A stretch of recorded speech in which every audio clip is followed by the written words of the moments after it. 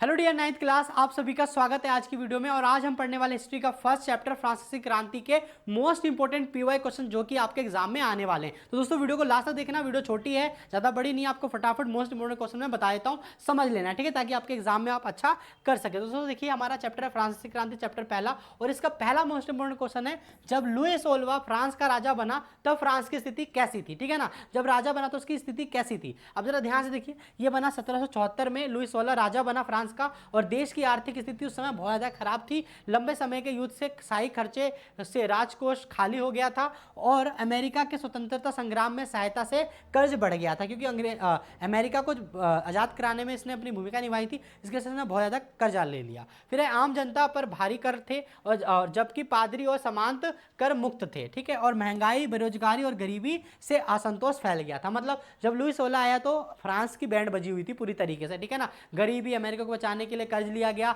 भुखमरी, ये सब चल रहा था, महंगाई बढ़ी हुई थी, और लोगों पे कर लगाया गया था अनेक प्रकार का। ठीक है, तो याद रखना स्थिति ऐसी थी, लिख देना एग्जाम में अगर क्वेश्चन आए तो। अब आगे देखिए क्या है, तृतीय स्टेट की व्याख्या कीजिए। तृतीय स्टेट क्या था दोस्तों, जरा समझेंगे। देखिए, क्रांति से पहले फ्रांसीसी समाज 3 स्टेट में बटा हुआ था। 3 स्टेट कौन सा था? पहला तृतीय स्टेट की बात करते हैं। तृतीय स्टेट में किसान, मजदूर, कारीगर, व्यापारी, वकील और पेशेवर लोग शामिल थे। ठीक है, उसके बाद आता है, यह सबसे बड़ा वर्ग था, लेकिन इसके पास कोई विशेष अधिकार नहीं था, सभी कर यही वर्ग देता था, जबकि पहले 2 स्टेट कर मुक्त थे। इसी असमानता के ने क्रांति को जन्म दिया। समझ में? 3 स्टेट थे, लेकिन जो तीसरे स्टेट था वो क्या था दोस्तों? ये गरीब था, इनके ऊपर बहुत ज्यादा कर लगाए गए थे, बहुत सारी चीजें थी। ठीक है, और बाकी जो 2 स्टेट थे, ये कलर्जी और नोबेल्टी, इन लोगों से क्या करते थे? कर वसूलते थे। ठीक है, और ये लोग कर मुक्त थे। आगे क्या है, 4 अगस्त 1789 को राष्ट्रीय सभा द्वारा कौन से कानून पारित किए गए? राष्ट्रीय सभा द्वारा कौन से कानून पारित किए? जरा ध्यान समझें। 4 अगस्त 1789 को राष्ट्रीय सभा ने समानती व्यवस्था समाप्त कर दी। समानती व्यवस्था यानी अमीर लोगों की जो वर्ग था उसे खत्म कर दिया गया, और समानती कर बेगार और चर्च द्वारा वसूले जाने वाले कर समाप्त कर दिए गए, और पादरी और समांतों के विशेष अधिकार खत्म किए गए। सभी नागरिकों को कानून के सामने समान घोषित किया गया, और यह समानता आधारित समाज की दिशा में बड़ा कदम था। तो दोस्तों ये कानून 4 अगस्त 1789 में लाया गया, इसमें करवर हटा दिया गया, समानता व्यवस्था को खत्म कर दिया गया। ठीक है, ये क्वेश्चन है तो फटाफट इसको ऐसे लिख देना। आप चलते हैं आगे।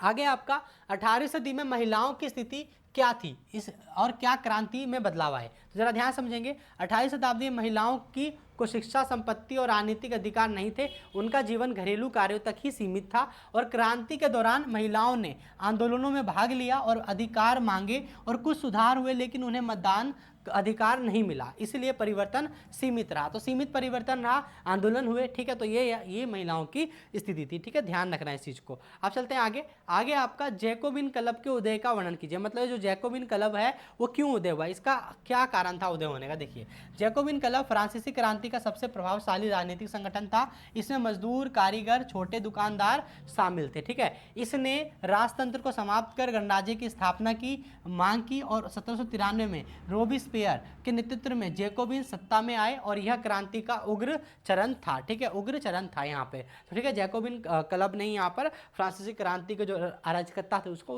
उखाड़ फेंका। ठीक है, उसके बाद फ्रांसीसी क्रांति की विश्व को दी गई विरासत क्या थी। अब दी गई विरासत क्या थी, जरा समझेंगे यहाँ पर ध्यान से दोस्तों। देखिए, फ्रांसीसी क्रांति ने स्वतंत्रता, समानता, बंधुत्व के विचार दिए, मानव और नागरिक अधिकारों की घोषणा ने लोकतंत्र को मजबूत किया। ठीक है, फिर उसके बाद समांतवाद समाप्त हुआ, और नागरिकता की अवधारणा विकसित हुई, सत्ता जनता की मानी गई, राजा की नहीं, और इन विचारों ने विश्व भर में लोकतांत्रिक आंदोलन को प्रेरित किया। तो दोस्तों ये फ्रांसीसी क्रांति की विश्व को देन है यहाँ पे। ठीक है, तो आगे चलते हैं, अगला क्वेश्चन है हमारा, नेपोलियन के उदय के कारण बताइए। मतलब नेपोलियन का उदय किन कारणों की वजह से हुआ, ये हमें ये बताना है। जरा ध्यान देखिए, क्रांति के बाद अस्थिरता के समय नेपोलियन का उदय हुआ।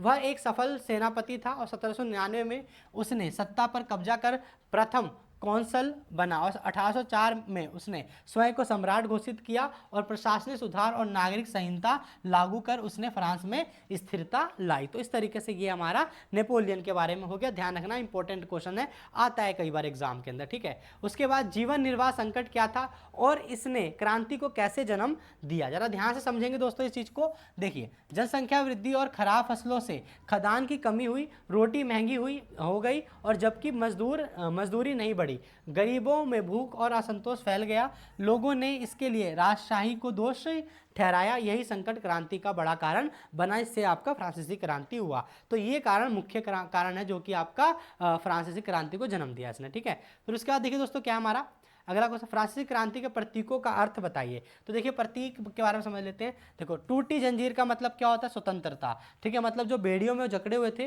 वो बेड़ी टूट गई, जंजीर टूट गई तो स्वतंत्रता मिल गई, ठीक है। उसके बाद है लाल टोपी का मतलब क्या होता है, गणराज्य, तिरंगा राष्ट्र को दर्शाता था, त्रिकोण में आंख, ज्ञान और सिक्के, ज्ञान और विवेक के बारे में बताते हैं, ठीक है। और ये प्रतीक क्रांतिकारी विचार फैलाने के लिए थे, ठीक है। तो यहाँ पर ये ध्यान रखना आप, ठीक है दोस्तों। तो इसके साथ दोस्तों ये चैप्टर खत्म हुए। इसके मोस्ट इंपोर्टेंट क्वेश्चन जो कि आपके एग्जाम में बनते हैं यहाँ से मैंने पढ़ा दिया। और दोस्तों सेकंड चैप्टर आपके यहाँ शो हो रहा होगा, उसे जाकर देख लेना। मोस्ट इंपोर्टेंट क्वेश्चन पढ़ाए हैं ताकि आप अपने एग्जाम में अच्छे से पास हो सको। और चैनल पर नए हो दोस्तों, चैनल को सब्सक्राइब कर लेना और दोस्तों वीडियो को लाइक करना बिल्कुल मत भूलना। मिलते हैं नेक्स्ट वीडियो में।